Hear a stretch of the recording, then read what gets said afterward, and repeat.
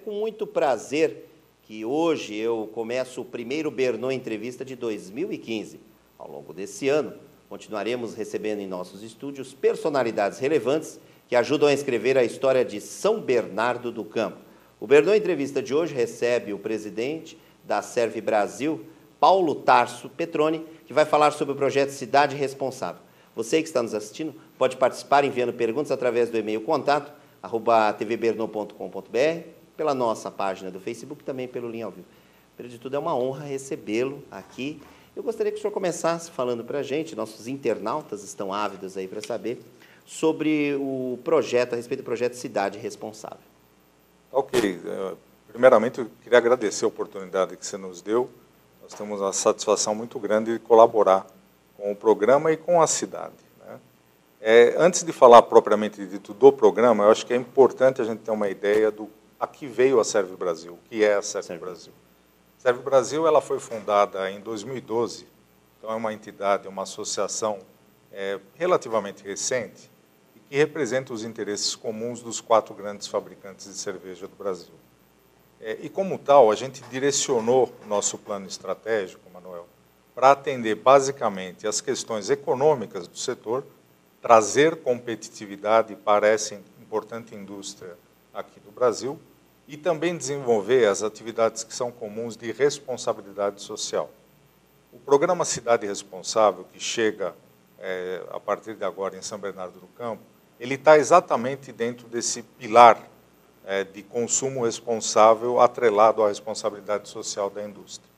Então, o que a gente faz com esse projeto é estar disponibilizando para as cidades toda a tecnologia, todo o conhecimento que os grandes fabricantes têm em conscientização dos aspectos de consumo responsável.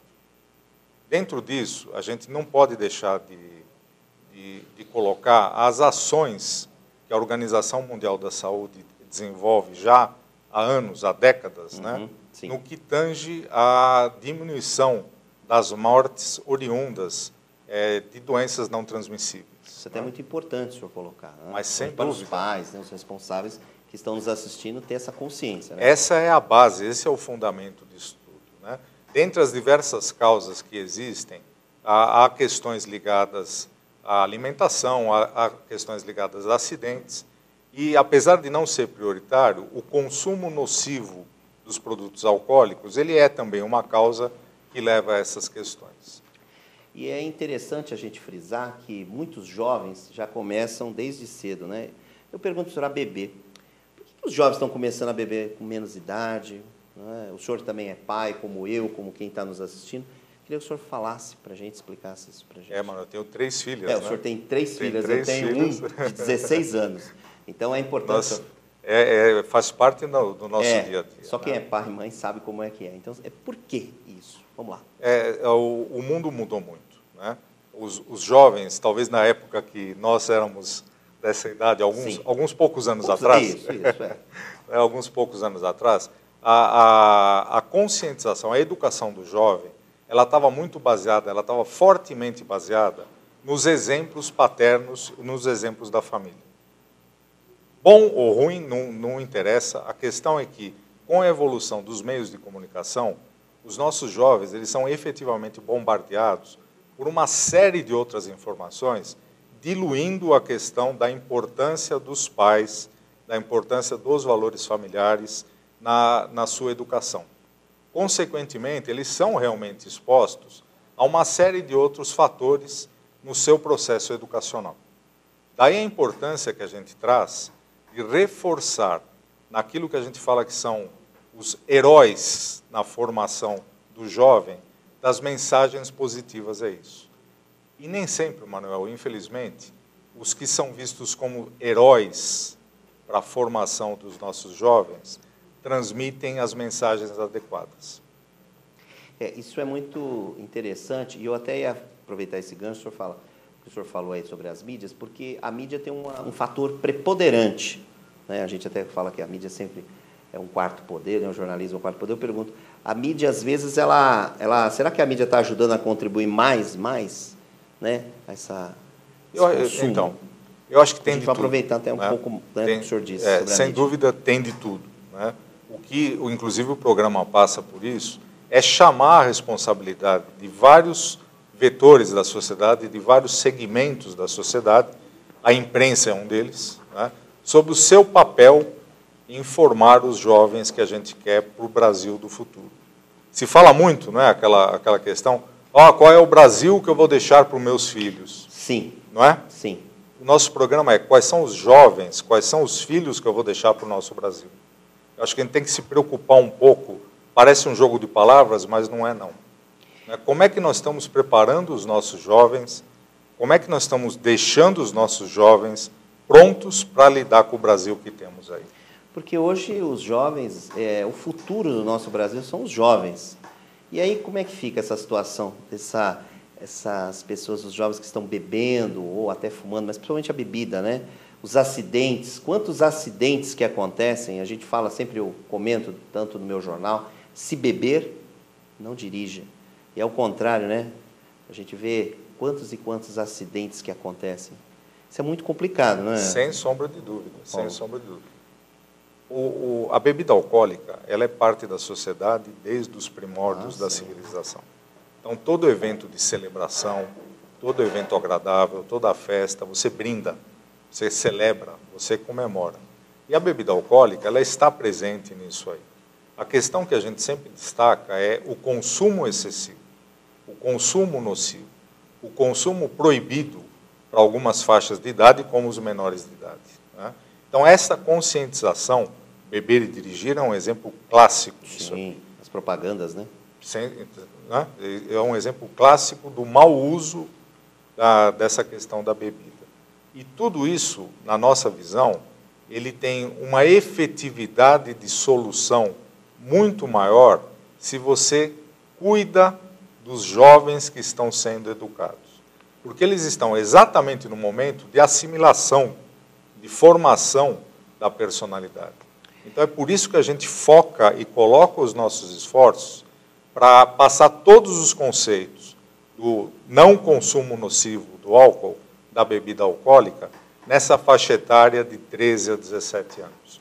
Eu acho que também tinha que ter uma grande conscientização nas escolas, não é? O senhor não acha que isso já vem da base, Paulo? É importante falar isso nas escolas, tinha que ter essa conscientização, porque uma das prioridades do nosso país é a educação, saúde, habitação. O senhor não acha que tinha que ter essa conscientização? Eu acho sim, Manuel. É importante o senhor falar. Você me dá até um gancho para detalhar um pouco os pilares, legal, né, eu acho que é importante. do programa Cidade Responsável.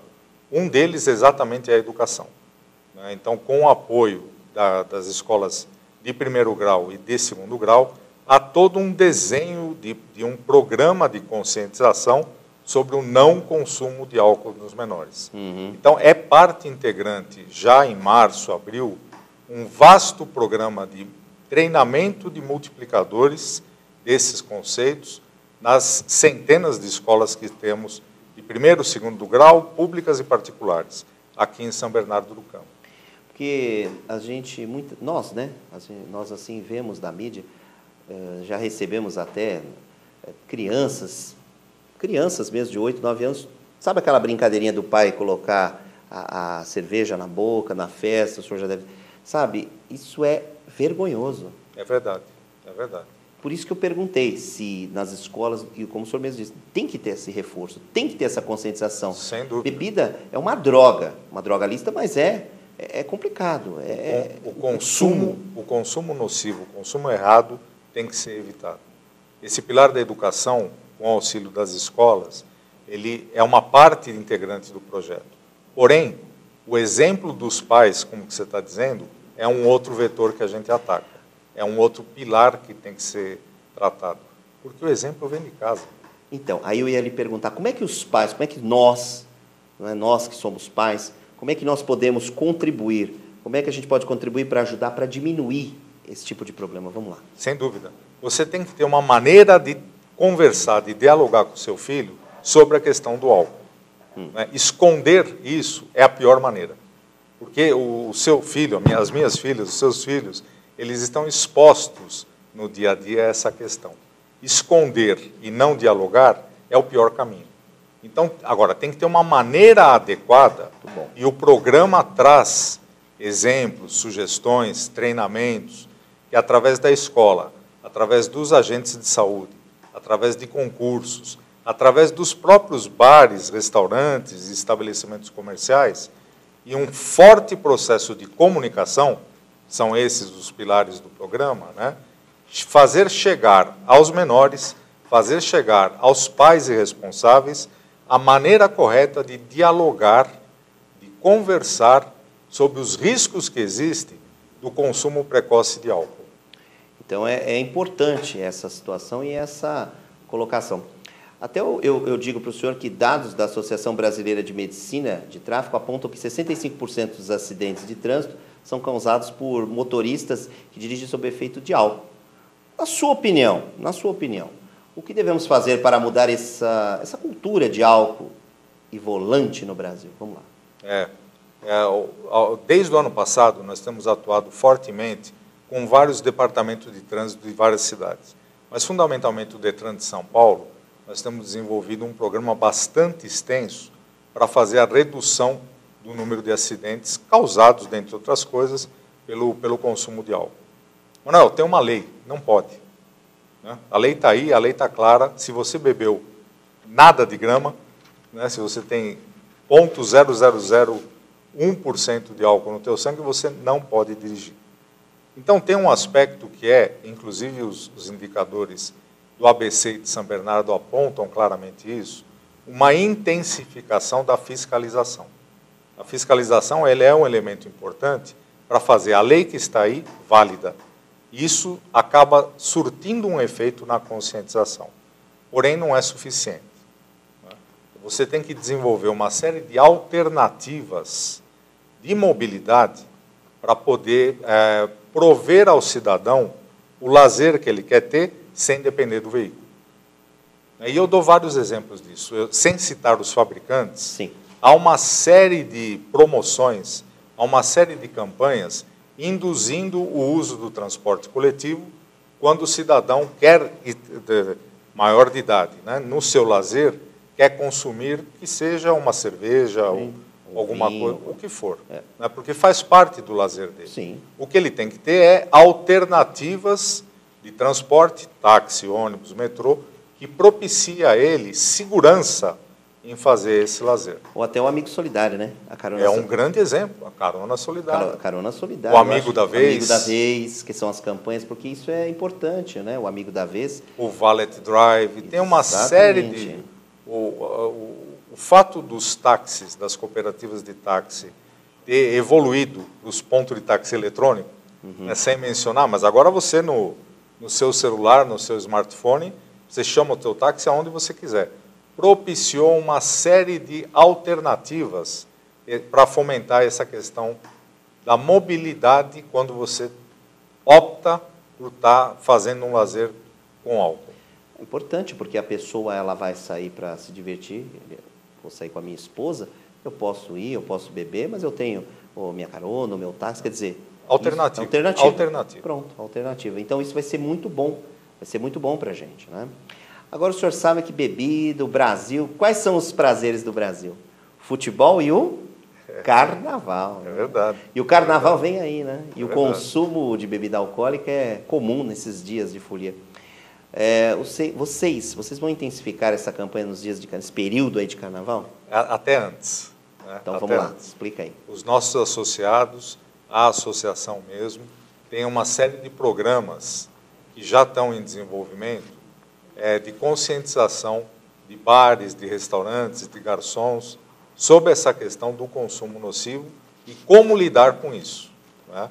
Então, eu não gosto de mencionar o nome das empresas, mas há campanhas que estão atingindo, no momento, eu não estou brincando, Manuel, mais de 150 mil profissionais do setor de varejo, conscientizando eles sobre os riscos e a maneira de tratar a questão do consumo nocivo de álcool. Então, isso não é o primeiro ano que é feito. Há mais de 5 anos que, rotineiramente, as nossas empresas associadas, antes do carnaval, preparam as brigadas, como são chamadas, né? Os verdadeiros exércitos que nós temos, são mais de 1.100.000 pontos de venda que esse setor atende. Mais de 1 milhão e 100, hein? 1.100.000 pontos de venda espalhados por todo o Brasil. Olha que interessante. Isso abrange uma população que acaba trabalhando pelo setor superior a 3 milhões de pessoas. Nossa. Né? Então, é muito pouco, mas 150, 200 mil pessoas esse ano, garçons, sim, donos de bares, donos de restaurantes, estão sendo conscientizados previamente sobre a questão de como tratar e evitar o consumo nocivo dos nossos produtos. Quer dizer, para vocês entenderem, já está sendo previamente já feito esse trabalho, não é só nesse período de carnaval. Porque daqui a poucos dias nós vamos estar aí nos divertindo, vendo as escolas de samba, e tem que ser de uma forma muito saudável, não é? Lembra a história do herói? Não, eu comentei no começo, né? Do exemplo, o exemplo bom que tem que ser passado. Nós temos que desmistificar para a garotada essa história que o herói, o bambambam da turma, é aquele que bebe. Não é, gente. O cara que bebe, que fica de porre, que dá o vexame, ele tem que ser ridicularizado, porque é o que acontece ao final. Você tem uma maneira muito mais saudável de se divertir e de ser o herói, tratando a questão da cultura, do esporte, da música, da dança, que são outros valores, e São Bernardo do Campo tem uma série de exemplos vitoriosos que têm que ser enaltecidos. Não vamos caminhar no lado negativo da coisa. O menor que bebe não é herói de nada, ele é o ridículo da turma. E é isso que a gente tem que levar adiante. E isso que a gente tem que mostrar para a nossa população, para os nossos internautas. Então é importante essa entrevista que nós estamos fazendo, esse nosso primeiro Bernon Entrevista de 2015, tendo a honra de recebê-lo, para essa conscientização, para ter esse trabalho, para que as pessoas se conscientizem. Agora, uma pergunta. Apesar de todas essas campanhas, Paulo, de conscientização, mesmo assim, alguns estabelecimentos comerciais, às vezes, vendem bebidas alcoólicas para menores. Como é que o senhor avalia esse tipo de situação? São maus comerciantes, né? Porque eles não estão seguindo a lei. Eles não estão seguindo a lei, eles têm o papel dele na responsabilidade de um empresário aqui no Brasil. Você muda por um grande amor ou por uma grande dor. Ou eu diria, ou aprende pelo amor ou pela dor, né? Então, a fiscalização ela tem um papel importante para fazer a lei que existe valer. Isso precisa ser seguido, é sério. E muitos comerciantes só pensam no dinheiro e, poderia ser seu filho, que seu filho pode não estar comprando no seu bar, no seu restaurante, no seu estabelecimento, mas pode estar do seu amigo, do seu vizinho. E isso é que tem que parar, né? Essa visão de curto prazo, Manuel, como eu comentei, a Serve Brasil ela foi criada a questão de 2 anos, 2 anos e meio. Eu tive uma carreira anterior e eu acabei tomando uma opção de largar minha carreira para desenvolver esse projeto aqui na Serve Brasil. E um dos fatores que mais me convenceu a fazer essa inflexão e defender esse tipo de coisa que eu acredito, é a mensagem que os 4 presidentes globais das empresas que montaram a Serve Brasil, em unanimidade, trouxeram. O lucro advindo do consumo indevido dos nossos produtos não nos interessa. E não é apenas uma questão de responsabilidade social, é mais amplo, porque numa visão de longo prazo, esse pseudo-lucro que esses maus empresários olham no curto prazo, na verdade, no médio prazo, ele não é lucro nenhum, ele é prejuízo, porque ele faz mal para a sociedade e diminui o mercado como um todo. Acho que ele pensa que está ganhando, mas no fim... É ilusório, é completamente ilusório. O lucro advindo do consumo indevido dos nossos produtos não nos interessa. Isso que nós temos que transmitir para toda a cadeia produtiva nesse 1.100.000 pontos de venda que a gente abastece e os consumidores finais. Eu gostaria agora que o senhor falasse para a gente, principalmente para os internautas, o que um jovem precisa saber para evitar problemas com o álcool? As consequências que ele traz nas diferentes fases da vida dele. As consequências na formação do próprio cérebro dele. O jovem de 13, 14 anos ainda tem questões de formação do seu corpo em andamento. Sim. E o álcool, nessa idade, prejudica essa formação. Além desse aspecto, a hora que você evolui, a exposição ao ridículo e as consequências dos atos que são feitos à medida que você está embriagado. Sabe? O jovem não tem condição, tanto física como psicológica, para lidar com essa condição de estar alcoolizado. Então, as consequências são bastante sérias. Nós vamos estar, ao longo desse ano aqui, apresentando peças de teatro, filmes, que ilustram de uma maneira bastante lúdica esse tipo de situação e as consequências. E onde serão apresentados? O senhor está falando que durante esse ano, né, vão ser apresentadas várias peças. E onde? Filmes, né? Filmes, vídeos. Em vários locais, em vários eventos, mas fundamentalmente usando as escolas. Ótimo. Né?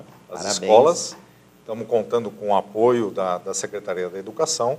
É claro que é um processo bastante extenso, Sim. mas ele tem que estar baseado nas escolas. Eu gostaria muito de agradecer a sua presença aqui e gostaria que o senhor fizesse as suas considerações finais. Não, Manuel, como eu disse, a oportunidade e o papel dos veículos de comunicação na conscientização dos menores quanto a esse é muito grande. Né? Então, essa oportunidade que você nos trouxe logo no início do programa de ter essa entrevista permite a gente ter uma proximidade para, à medida que o programa for evoluindo, trazer conteúdo e usar os meios de comunicação importantes como esse que temos aqui para divulgar essa mensagem para toda a comunidade de São Bernardo do Campo.